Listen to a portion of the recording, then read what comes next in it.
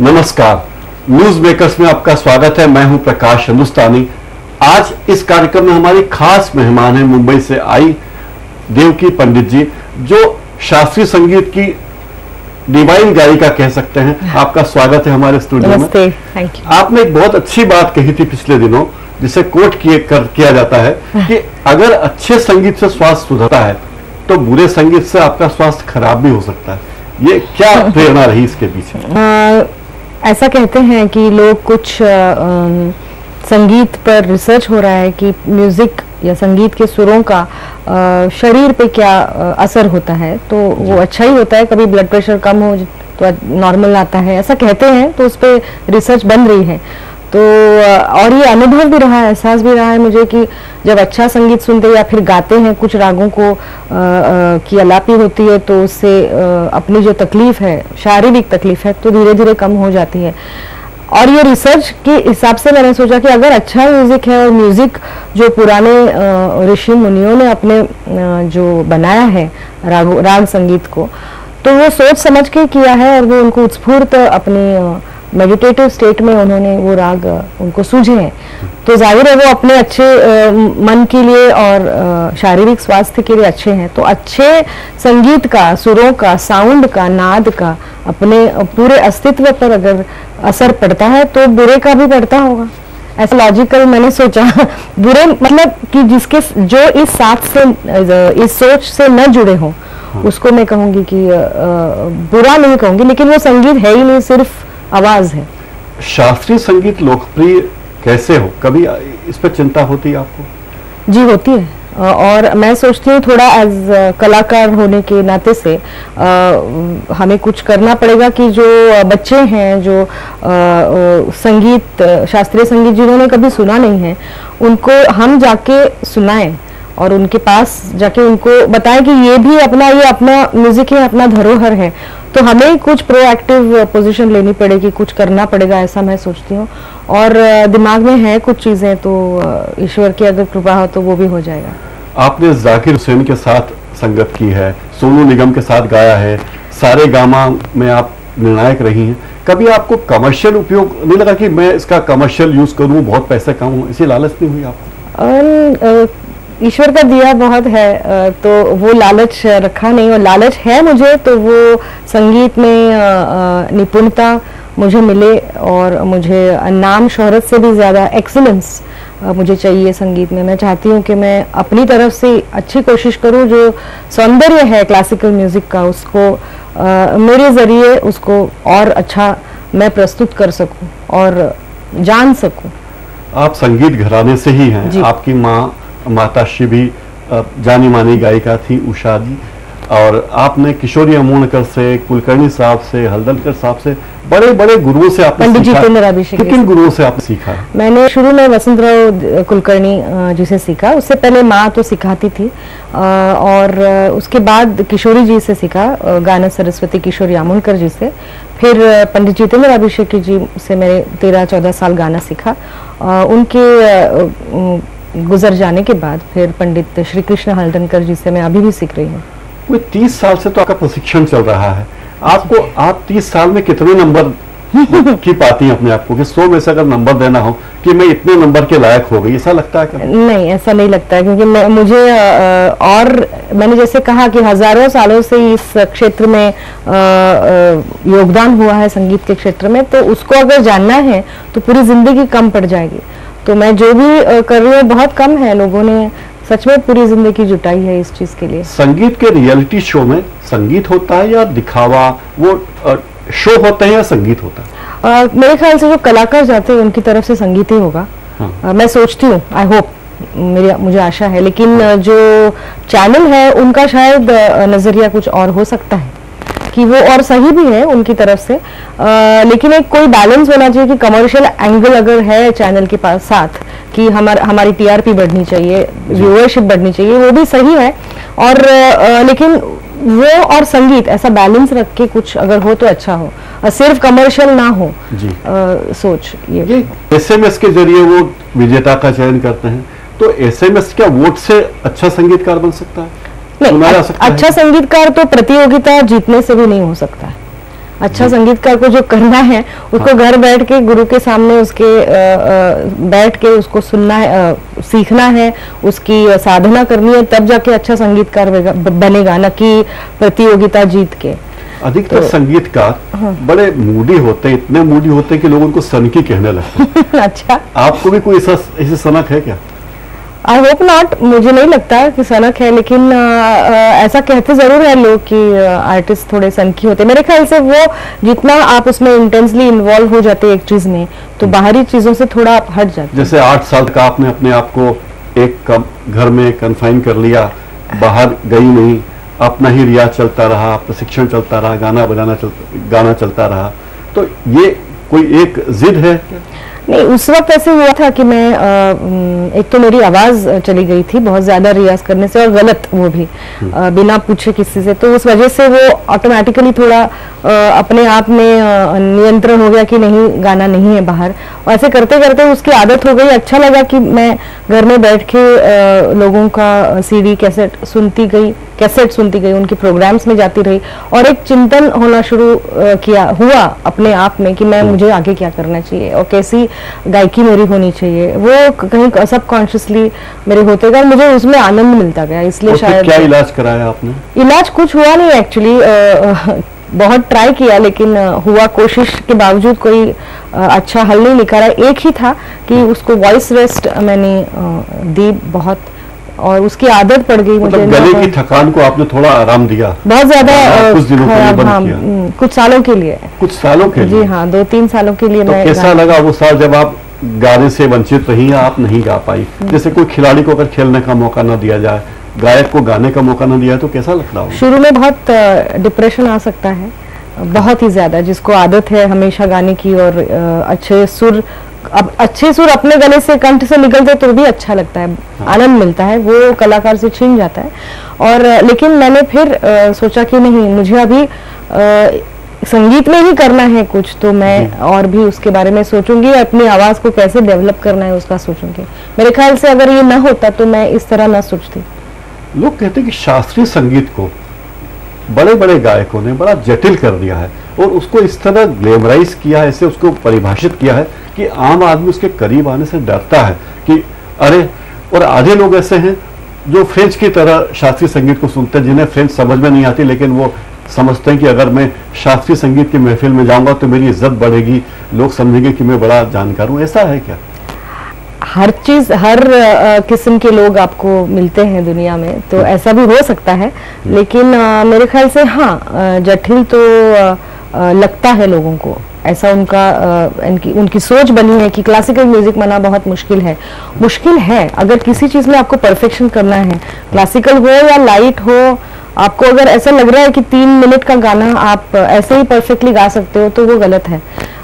दीदी लता जी, आशा जी का जो गाने आप सुनेंगे, पुराने गाने, अगर उस तरह से आपको गाना पड़े तो आपको मेहनत ही करनी पड़ेगी, वो आसान नहीं है। तो जैसे वो आसान नहीं है अगर परफेक्शन में, तो कोई फील्ड में आपको अगर परफेक्शन करना है तो उसको मुश्किल तो पड़ेगी। तो मेरे ख्याल से अगर सीखना है, उसके लिए आप समझ सकते कि सौंदर्य क्लासिकल में है और आपको वो समझना है, तो आपको मेहनत करनी पड़ेगी, सोचना पड़ेगा, गुरु के सामने बैठ के सीखना पड़ेगा। वो तो मेहनत करनी पड़ेगी, और मेहनत लगती नहीं है वो वैसे, अगर आप उसको दिल से चाहते जी। ये शास्त्रीय संगीत में आपने इतने गुरुओं से शिक्षा ली, अच्छे कोई संस्मरण सुनाइए ना हमारे दर्शकों को।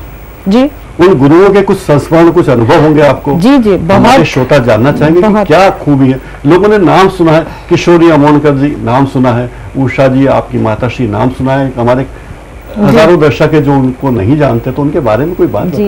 मेरी माँ तो पंडित जितेंद्र अभिषेकी जी की शागिर्द रही, और उन्होंने मुझ पर संस्कार किए गाने के, उनका सुनती आई मैं, तो उन्होंने तो डेफिनेटली एक वातावरण बना दिया था घर में ही गाने का।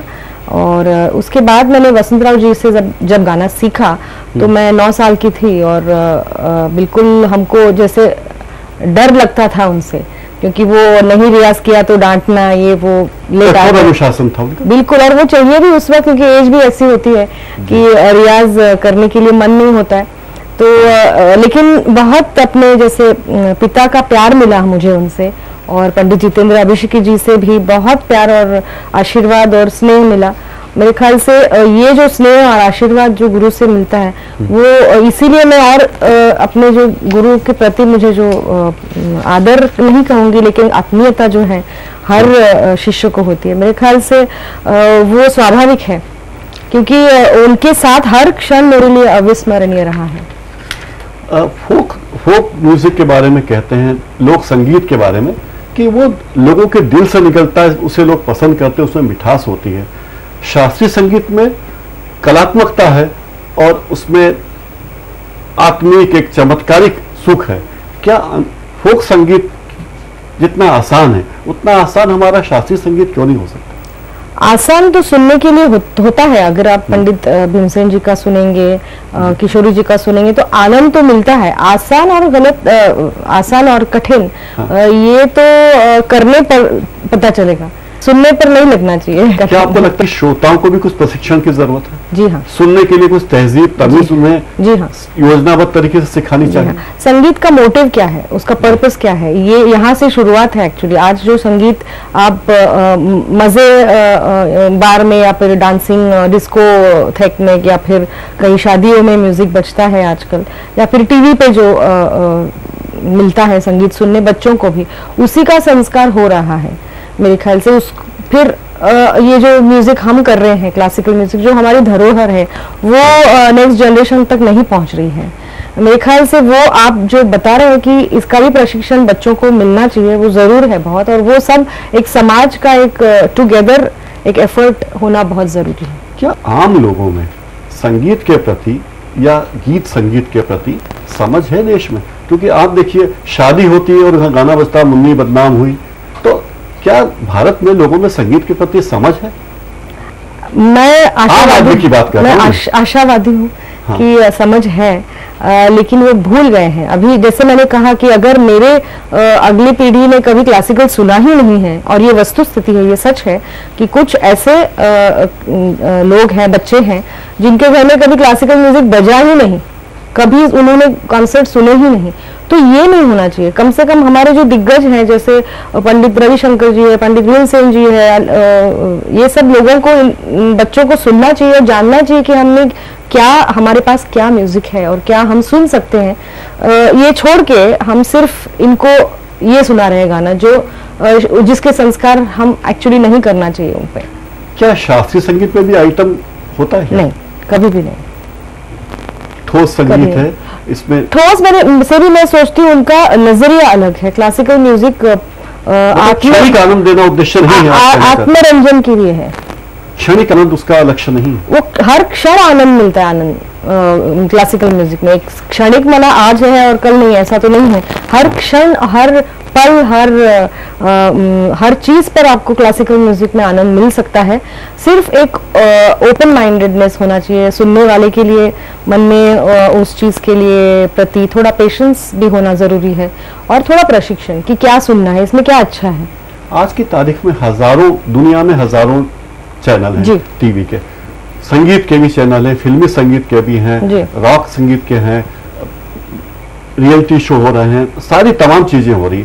शास्त्रीय संगीत का कोई चैनल भारत नहीं, दुनिया में कोई नहीं है? लगता है उसकी कमी है? बहुत जरूरी है कि एक चैनल हो जाए, और मेरे ख्याल से वो कुछ शायद कोशिश हो रही है कुछ लोगों की कि सिर्फ क्लासिकल म्यूजिक के लिए ही एक कंप्लीट चैनल रहे, और 24 घंटा उस पर, जैसे 24/7 न्यूज आप बनाते हो वैसे म्यूजिक सुनाए लोगों को। आमतौर पर जो संगीत के चैनल हैं उनमें कोई भी गाना कभी भी बज जाता है जी। जो राग सुबह सुनना चाहिए, पता चले कि वो राग आधी रात को बज रहा है। ऐसा मैखाने की गजल अगर सुबह सुबह 5 बजे कोई सुने तो उसे कैसा लगेगा? वैसी फूहड़ स्थिति हो जाती है। तो कोई संगीत का ऐसा प्रशिक्षण देने वाला, श्रोताओं को प्रशिक्षण देने वाला कोई संस्थान है देश में, दुनिया में? है, जैसे कि श्रोताओं को मेरे ख्याल से जो, जैसे स्पीक मैके करके ग्रुप था पहले, जो हर कॉलेज में जाके अच्छे अच्छे आर्टिस्टों को लेके उनको लेक्चर डेमोन्स्ट्रेशन दिया करते थे, आज भी करते हैं शायद, लेकिन मैं जब कॉलेज में थी तब मैंने भी उसमें गाया है काफी। तो हर छोटे छोटे गांव में, शहर में वो ऑर्गेनाइज करते हैं कि बड़े आर्टिस्ट कोर्स होता है, म्यूजिक एप्रिसिएशन कोर्स। हाँ जी, होना चाहिए, होता भी है कुछ कॉलेजों में, लाइक पुराने जैसे मैं सेंट जेवियर्स कॉलेज में उन्होंने IMG ग्रुप है जहाँ पे वो लेक्चर डेमोन्स्ट्रेशंस बहुत अच्छे आर्टिस्टों के रखते हैं कि जो अपने संगीत के बारे में स्टूडेंट्स को बताएं। ये कहा जाता है कि जो बड़े बड़े नाम हैं शास्त्रीय संगीत में, उनके पीछे पूरा ग्रुप चलता है और उनके पीछे उनकी PR की टीम चलती है, उनके प्रचार की टीम चलती है और वो बड़े रसूख वाले लोग हैं आमतौर पर। क्या बगैर रसूख वाला आदमी महान कलाकार, महान गायक बन सकता है आज की तारीख में, जिसका कोई रसूख ना हो, गांव से आया हो? महानता आप किस चीज के से सिद्ध करते हैं उस पर डिपेंड करता है। अगर आप महान सिर्फ लोकप्रिय है इसलिए उनको महान कह रहे हैं तो फिर ये आपकी बात सही रहेगी, लेकिन महानता अगर उनके संगीत से तय होती है और डिसाइड होती है तो फिर उसके लिए कोई मायने नहीं रहता। उन्हें कुछ गायक हैं जो उतना अच्छा नहीं गाते लेकिन उन्हें अच्छे रिव्यू मिलते हैं, उनके बारे में इंटरव्यू छपते हैं, उन पे आर्टिकल छपते हैं। ऐसा क्यों होता है? क्या बहुत राजनीति है कला की दुनिया में? जहाँ लोग हैं वहाँ राजनीति होगी ना, ह्यूमन टेंडेंसी है, लेकिन मेरे ख्याल से अच्छा संगीत और अच्छा काम आप छुपा नहीं सकते हो बहुत देर तक। आपको कभी राजनीति करने की जरूरत पड़ी? कला की राजनीति? नहीं, कभी भी नहीं, ईश्वर करे कभी हो भी नहीं, और मुझे आता ही नहीं है, पता ही नहीं उसका मतलब क्या है।